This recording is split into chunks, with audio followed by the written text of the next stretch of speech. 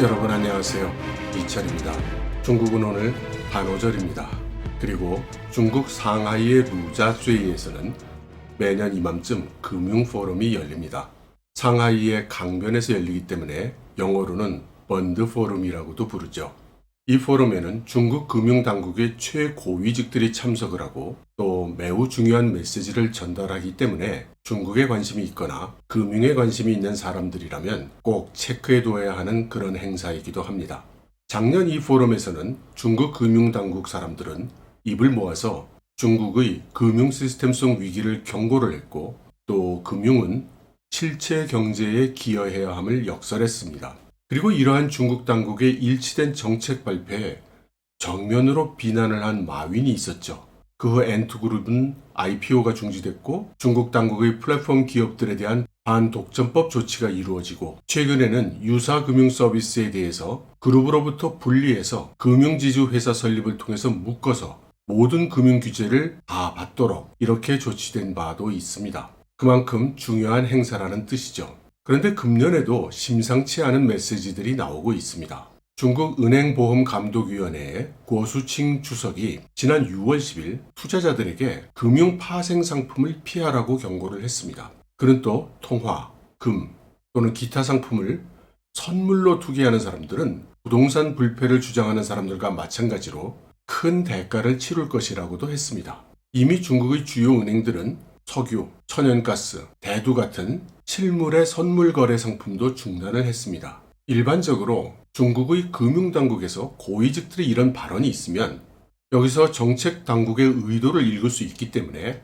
중국 정부가 다음 단계로는 이런 조치를 하겠구나 이렇게 짐작을 하게 됩니다. 그런데 이번 고수칭의 발언을 보면 앞으로 이런 금융상품의 가격이 오른다거나 또는 내린다거나 이런 방향성을 시사하는 것이 아니었습니다. 아예 이런 투자를 하지 마라 이렇게 금융상품 자체를 부인한 것이었죠. 그래서 이전과는 좀 구별되는 측면이 있습니다. 그리고 이 논조는 뒤를 이어서 발언을 한 판공성의 발언에서도 이어집니다. 판공성은 인민은행 부행장이죠. 또 이 사람은 외환 정책을 맡고 있기도 합니다. 판공성은 위안화의 절상에 베팅하지 말라고 했습니다. 그런데 동시에 위안화의 절하에도 베팅하지 말라고 했습니다.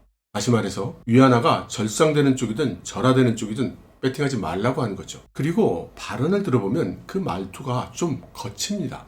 그래서 듣는 사람들에게 좀 압박감을 주는 그런 언사였어요. 앞선 고수칭의 발언 이틀 후인 6월 12일에 중국 부동산 뉴스라는 미디어가 부동산 투기꾼들은 환상을 포기할 때다라는 제목의 기사를 보도를 했습니다. 이 미디어는 중국 주택 및 도시농촌개발부 산하, 다시 말해서 담당 부처가 운영하는 미디어입니다. 그래서 이 미디어의 발표를 그냥 허투루 들을 수가 없는데요. 이 미디어에서는 단기적으로 부동산 시장이 어느 정도 억제되고 주택가격 상승은 필연적으로 조정해주기로 접어들 것이라고 했습니다. 이것은 중국 당국이 부동산 시장을 억제할 것이라는 아주 분명한 신호죠. 그러니까 이 사람들의 발언 내용을 종합하면 부동산 투자하지 마라, 외환 투자하지 마라, 실물 선물 거래하지 마라, 각종 금융 파생 상품 거래하지 마라 이런 뜻이 됩니다. 그럼 투자자들 보고 어떡하란 말이냐? 여기저기 다 안 되고 남는 곳은 아마 주식시장밖에 없을 것 같습니다. 그리고 중국 당국은 최근 일관되게 금융은 실체 경제에 서비스해야 한다고 했으니까 금융 서비스라는 것이 중국 지도부의 눈으로 볼 때는 실체 경제를 하는 기업에게 자금을 조달하는 역할, 여기에 집중되거나 또는 국한되어야 한다고 주장하는 것으로 생각이 되죠. 그런데 저는 중국 금융당국의 이런 발언들을 듣고 있으면 이건 뭔가 중국 경제가 중국 당국의 의도대로 돌아가지 않아서 좀 짜증을 내는 게 아니냐 이런 생각을 좀 해봅니다. 원래 자본과 시장은 자유롭게 유동을 하지 않습니까? 만일 중국 경제가 중국 당국의 생각대로 큰 문제 없이 움직이고 있다면 이렇게 금융 파생 상품 하지 마라, 외환 절상에 베팅하지 마라, 절하에도 베팅하지 마라, 부동산도 투자하지 마라 이렇게 옴짝달짝 못하게 사방을 다 막는 이런 발언은 나오지 않을 것이라고 생각합니다. 그리고 중국 경제는 당국의 발표는 다 좋다고 나오지만 심상치 않아 보이는 조짐이 아주 없는 것도 아닙니다. 우선 달러 약세라지만 국제 원자재 가격이 폭등하고 있는 것은 모두가 알고 있는 사실이죠. 그리고 지난 5월 중국의 생산자 물가지수가 무려 9%나 폭등을 했습니다. 그리고 우리나라에서는 별로 주목을 끌지 못하는 뉴스이지만 중국의 인지세가 반포가 됐습니다. 인지세가 올랐거든요. 인지세가 오르게 되면 여기 결부되어 있는 여러 세금이 오르게 되는데 그 중에 가장 대표적인 것이 주식거래에 붙는 인지대입니다. 중국의 주식시장 거래 규모가 엄청나기 때문에 여기에 약간의 인지대가 붙으면 이게 또 엄청난 금액이 되는 것이죠. 그리고 중국이 지금 부동산세를 주 대상으로 하는 재산세를 도입하려 하고 있죠. 이런 정책은 모두 세원을 확충하려 하는 것으로 보입니다. 그리고 만일 중국 경제가 순탄하게 돌아간다면 새로운 세원을 확보하려고 이렇게 애쓰지 않겠죠. 그 근본적인 원인에 대해서 한 말씀 하신 분이 있습니다. 재미 반중학자인데요. 정샤오농 박사라는 분입니다. 이 양반은 중국의 경제 전망을 매우 비관적으로 보는데 그의 논거는 중국 경제를 견인하는 삼두마차라고 하는 수출, 투자, 소비 이 세 영역의 전망이 모두 어둡다는 데 있습니다. 그런데 이 사람의 논리가 상당히 설득력이 있습니다. 일단 이 양반이 이야기하는 수출 쪽을 보면 중국이 WTO에 가입한 후 매년 25%의 성장률을 보여왔다고 합니다. 그런데 이 정샤오농은 전 세계 취업 인구 중에 중국의 취업 인구가 26%를 점유하고 있다는 점을 지적을 합니다. 말하자면 다른 나라들은 규모가 작기 때문에 계속해서 수출 규모가 증가하는 것을 기대할 수 있지만 중국 같은 경우에는 이미 전 세계 무역 규모 중에 차지하는 비중이 굉장히 높기 때문에 높아진 비중을 다시 올리기가 쉽지 않다는 겁니다. 여기 그림에서 볼 수 있듯이 중국은 2008년부터 2018년까지 약 10년 동안 세계 전체 수출량 중에 비중이 11.5%에서 16.2%까지 성장을 했습니다. 그래서 2008년에는 최대 비중을 차지하던 EU의 16.8%가 2018년에 15.8%가 되고 중국이 추월을 해낸 것이죠. 그렇지만 지금의 전 세계 수출 규모 속에 중국의 비중이 이렇게 높다는 걸 볼 때 이 비중을 더 높이는 것은 꼭 한계 효용의 체감 이런 게 아니더라도 상식적으로 어렵다는 것을 알 수 있습니다. 게다가 중국은 지금 심각한 취업난에 직면해 있고 인구 또 노령화가 이제 명확해졌죠. 그리고 미국이나 유럽 등 서방 국가들은 이제 중국으로부터 생산 거점을 다른 나라로 돌리든지 아니면 본국으로 리쇼링을 추진 중입니다. 그러니까 중국의 수출이 현재 팬데믹 상황 하에서는 어떻게든 유지될 수도 있겠지만 점차 시간이 갈수록 낙관하기 어렵다는 겁니다. 그리고 두 번째, 투자입니다. 그동안 중국은 부동산, 기간시설, 건축, 토목 프로젝트, 고속철 이렇게 대규모 투자를 계속해왔죠. 중국 정부가 이러한 인프라 투자에 주력을 하게 된 이유는 2008년에 리만 브라더스 사태와 함께 시작됐던 인프라 투자 정책에서 재미를 좀 보았기 때문입니다. 그런데 문제는 이런 인프라 투자가 정부의 예산 범위 내에서 시행된 게 아니라 대규모의 채권을 발행하면서 이루어져 왔다는 데 있습니다. 정샤오동은 이런 인프라 투자 프로젝트가 중국 GDP에서 차지하는 비중이 2008년 당시에는 18%에서 20% 정도였는데 2014년 경에 오면은 이미 35% 수준까지 확대됐다는 점을 지적을 합니다. GDP 성장을 만들기 위해서 인프라 투자를 빚을 내서 한 거죠. 그런 결과 2014년 부동산 투자 규모를 보면 이미 GDP의 21%에 달했습니다. 정샤오농은 중국이 수출로 부족한 GDP 성장 부분을 이렇게 토목건설 분야에서 만들어냈다고 보고 있죠. 사실 정샤오농만 이런 시각을 가진 것은 아닙니다. 이런 식으로 투자를 통해서 GDP를 만들어내고 있다는 학자들이 많이 있죠. 그래서 어떤 학자는 중국 정부의 이런 인프라 건설을 GDP 생산, GDP 제조라고 부르기도 합니다. 제가 찾아본 데이터 중에 비교적 유사한 내용으로는 중국의 고정자산 투자 규모 추이가 있었는데요. 2009년에 GDP 대비 45.5%, 그리고 2020년에는 43.1%나 됩니다. 그러니까 투자가 중국의 경제에서 얼마나 비중이 높은지를 알 수 있습니다. 그렇기 때문에 이 투자에 들어간 채권 규모가 여기 보여드리다시피 1차선을 따른 증가 모양이긴 한데 점점 비선형으로 이렇게 기하급수의 모양으로 조금씩 바뀌고 있다는 것을 볼 수 있죠. 그리고 이 그래프는 공식적인 정부 채권만 GDP 대비 퍼센트로 표현한 거고 각 지방정부의 채권, 목적별 채권, PPP, 공기업을 통해서 획득한 간접적 채권 이렇게 여러 가지 변형된 형태의 채권을 합치면 이보다 훨씬 엄청난 규모가 될 것이 틀림없습니다. 그리고 이러한 그래프가 보여주는 시사점은 분명하죠. 이런 식으로 빚을 끌어다가 인프라에 투자해서 GDP 규모 성장을 유지하는 방식이 언제까지나 통할 수는 없다는 겁니다. 모든 잔치에는 끝이 있기 마련이죠. 그리고 중국 각 지방정부들의 채권 규모가 이미 매우 위태로운 상태에 와 있죠. 여기에 다시 코로나19 사태라는 직격탄을 맞았기 때문에 이러한 채권 규모가 계속해서 문제없이 커져가도 괜찮을 거라고는 더 이상 생각할 수 없습니다. 그리고 그것을 상징적으로 보여주는 흐름이 있는데 중국 정부가 더 이상 지방정부나 공기업의 채무에 대해서 대신 변제해주지 않겠다고 했고 공기업의 경우는 도산시킨다는 것이 이제 확실해졌기 때문입니다. 이렇게 부동산 부채 금융부실로 이어지는 상징적인 사건이 헝다 수닝의 사태입니다. 이 헝다는 중국 3위의 부동산 기업이죠. 그런데 이 헝다가 부동산 개발을 지속해 오다가 사업이 한계에 부딪히니까 전기 자동차 같은 새로운 신규 사업도 문어발식으로 막 확대를 합니다.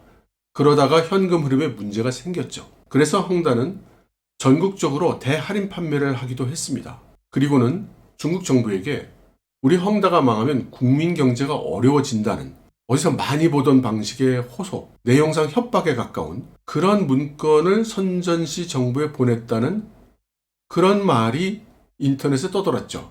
헝다는 그것은 괴문서라고 본인들은 중국 정부에 그런 문서를 보낸 적이 없다고 했고요. 중국 정부는 민간 기업의 경영 부실 문제를 정부가 그 부담을 떠맡을 수는 없다는 입장을 표명했지만 문제는 이 헝다가 빌린 외채가 너무 규모가 컸던 겁니다. 결국 료호 부총리가 나서서 상당 규모의 채권을 주식으로 전환하도록 조율을 했죠. 좋게 말해서 조율인데 원치 않게 이 조율을 당한 것이 전자제품 유통기업으로 유명한 수닝입니다. 그런데 수닝은 이 사태로 인해서 자기 자신이 현금 흐름에 문제가 생기는 상태가 되었습니다. 바로 이렇게 부동산에 문제가 생기고 더 이상 GDP 성장에 기여를 못하게 되고 버블화되고 있는 것이고 기타 산업과 금융에도 영향을 주고 있는 것이죠. 정샤오농은 중국이 한참 건설붐이 일던 시기 3년간의 시멘트 소비량이 미국이 20세기 100년 동안 소비한 시멘트량보다 더 많다고 했습니다. 강철 같은 경우도 2008년에 6억 6천만 톤의 생산량으로 전 세계 강철 생산량의 49%였는데 2014년에 오면 벌써 11.6억 톤으로 세계 점유율이 69%가 되었습니다. 이렇게 부동산, 건설, 토목 등으로 탄생한 GDP 성장의 과정 속에서 연관된 산업, 연관된 제품들은 이렇게 투자가 가라앉고 수출 증가가 멈추면 곧바로 경제의 부담으로 작용을 하게 됩니다. 부동산 가격의 과다한 상승으로 중국의 부동산이라는 것은 이미 일반 백성이 월급 모아서 사는 것은 불가능한 상태가 됐고 금융을 상당히 끼고 투기를 하지 않으면 사기 어려운 상황이 됐습니다. 그러니까 바로 부동산 버블이 됐다는 뜻이죠. 게다가 부동산을 살 엄두를 낼 수 있는 사람들이 줄어들면서 부동산의 공실률도 지속적으로 늘어났습니다. 2017년도 1선 도시의 부동산 공실률이 16.8%를 넘었고 2선 도시는 22.2%, 3선 도시는 21.8%에 달했습니다. 중국의 집 5채 중에 한 채는 빈채라는 거죠. 그래서 현재 중국에 매각이 안 되고 비어있는 집이 사람에 따라 추정치가 다르지만 4,200만 채에서 6,500만 채 정도가 된다고 합니다. 청샤오농은 현재 중국의 주택 공급량이 수요보다 60% 정도 많다고 진단하고 있습니다. 그러다 보니 중국 정부로서는 갑자기 건설이나 토목을 중단하면 경제에 끼치는 충격을 감당할 수 없기 때문에 울며 겨자 먹기식으로 상당 규모의 도시 인프라 투자를 계속하고 있습니다. 결과적으로 중국의 도시들에 가보면 아주 도시 정비가 잘 돼 있습니다. 계속 돈을 쓰고 있으니까요.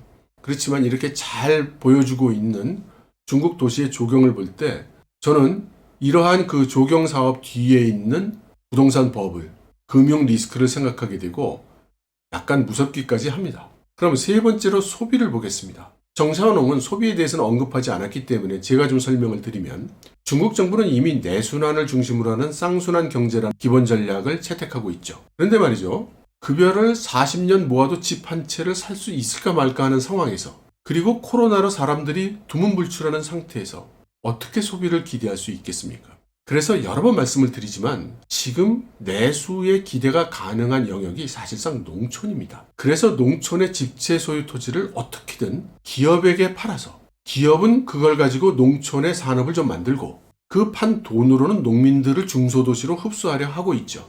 그렇지만 중국 공산당의 기본 정책 기조가 마오쩌둥 시절의 공산주의 색채로 돌아가는 것 같은 상당히 좌경화되고 있어서 기업가 정신이 지금 위축되고 있죠. 그리고 농민들의 손에서 토지를 뺏어간다는 것은 이것은 국가의 기초가 흔들릴 수도 있는 그렇게 리스크가 큰 일입니다. 그래서 저는 중국 당국이 이러기도 어렵고 저러기도 어려운 진퇴양난의 상황에 있을 가능성이 크다고 생각합니다. 쉬운 예지만 위안화를 절상하면 원자재 가격은 안정되지만 수출 경쟁력은 타격을 입고, 그렇다고 위안화를 절하하면 수출 경쟁력은 살아남겠지만 물가가 상승해서 지금 벼랑 끝에 몰리고 있는 사회 취약계층의 폭발적인 반발이 나올 가능성이 있는 거죠. 기업을 좀 지원하기 위해서 돈을 풀었더니 힘있고 돈 있는 사람들의 호주머니로 그 돈들이 다 들어가서 그 돈이 금융 투기와 부동산 투기로 지금 쏠리고 있죠. 그래서 그런 거 하지 말라고 각종 금융 투자 같은 것을 억제를 하니까 자산이 몰래 해외로 반출이 되는 겁니다. 그래서 중국 당국이 지금 그때그때 증상에 맞는 조치를 취하는데 시장에서의 돈의 움직임이 중국 당국이 기대하는 대로 움직이지 않고 있는 것이 아니냐. 그러니까 파생상품도 하지 말고 부동산 투자도 하지 말고 외환 베팅도 하지 말고 실물 선물 거래도 하지 말고 이것도 하지 말고 저것도 하지 말고 이런 발언들이 나오는 게 아니겠는가. 이렇게 제가 한번 추측을 해봅니다. 아무튼 지금 중국에서 벌어지고 있는 이런 일들이 아무리 봐도 낙관하기는 좀 어렵고 좀 비관적인 결과가 올 가능성이 많다는 느낌이 듭니다. 가장 본질적인 문제를 보여주는 현상이 저는 중국 젊은이들이 지금 암호화폐 투기에 나서고 있는 점, 그리고 탕핑주의가 지금 범람하고 있는 점입니다. 이 모두 성실하게 하루하루 열심히 일해서는 희망이 없다는, 다시 말해서 이번 생은 틀렸다는 인식이 중국의 젊은이들 사이에 팽배해져 있는 것이죠. 젊은이들이 희망을 가질 수 없는 사회, 그런 국가의 미래가 밝을 수 있겠는가, 그런 생각이 드는 것입니다. 그리고 그러한 걱정은 대한민국에 있어서도 어쩌면 똑같은 것이 아닌가, 그런 생각이 들어서 두렵기까지 합니다. 여러분 들어주셔서 감사합니다.